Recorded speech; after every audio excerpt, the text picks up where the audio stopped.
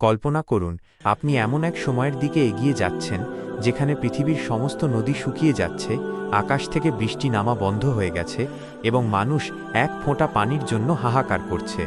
ঠিক সেই মুহূর্তে সিরিয়া আর ফিলিস্তিনের সীমান্তে অবস্থিত তিবরিয়া হ্রদের পানি হঠাৎ কমতে শুরু করল। আপনি কি জানেন, আজ থেকে 1400 বছর আগে আমাদের প্রিয় নবী সা এই হ্রদটি নিয়ে এমন এক ভয়াবহ ভবিষ্যদ্বাণী করেছিলেন যা শুনলে আপনার গায়ের লোম খাড়া হয়ে যাবে। আজ সেই রহস্যময় সংকেতগুলো একে একে সত্যি হতে চলেছে। কিন্তু শেষ পর্যন্ত কি ঘটবে?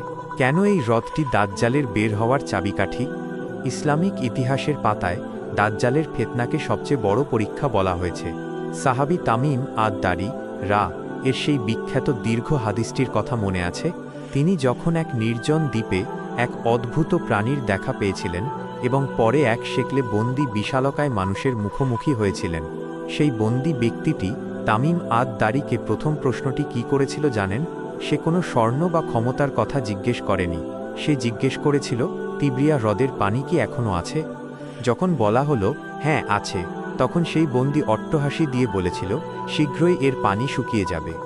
আজ 2026 সালে দাঁড়িয়ে আপনি যদি গুগলে সার্চ করেন তবে দেখতে পাবেন সেই হ্রদের পানির স্তর অবিশ্বাস্যভাবে নিচে নেমে গেছে।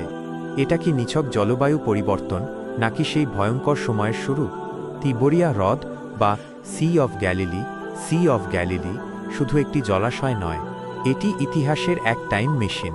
নবী সা বলেছিলেন, যখন এই হ্রদের পানি শুকিয়ে যাবে তখন দাজ্জালের আগমনের পথ প্রশস্ত হবে।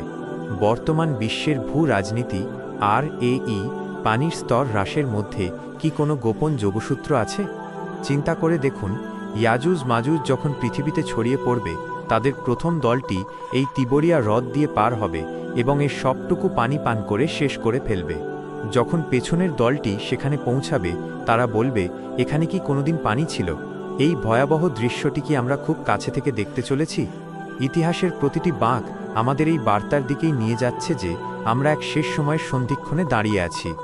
রহস্য আরও ঘনীভূত হয় যখন আমরা দেখি এই হ্রদ সংলগ্ন অঞ্চলের বর্তমান অস্থিরতা। ইতিহাসের প্রতিটি বড় যুদ্ধ এবং পরিবর্তনের সাথে এই অঞ্চলের গভীর সম্পর্ক রয়েছে। আমাদের ঈমান কি এতই মজবুত যে আমরা সেই ফিতনার মুখোমুখি হতে পারব? মহানবী শাহ আমাদের শুধু ভয় দেখাননি, বরং বাঁচার পথও বলে গেছেন। সূরা কাহাফের প্রথম 10 আয়াত আর শেষ 10 আয়াত কি আমাদের হৃদয়ে গেঁথে আছে? কারণ তিবরিয়া হ্রদ যখন পুরোপুরি শুকিয়ে যাবে, তখন আর তওবার সুযোগ নাও থাকতে পারে। তিবরিয়া হ্রদের পানি কমছে, এটি কোনো গল্প নয়, এটি বর্তমানের কঠোর বাস্তবতা। আমরা কি তবে সেই চূড়ান্ত যুদ্ধের মালহামাদিকে ধাবিত হচ্ছি? রহস্যের সমাধান হয়তো আপনার চোখের সামনেই, শুধু দেখার দৃষ্টি প্রয়োজন। আল্লাহ আমাদের ঈমান রক্ষা করুন।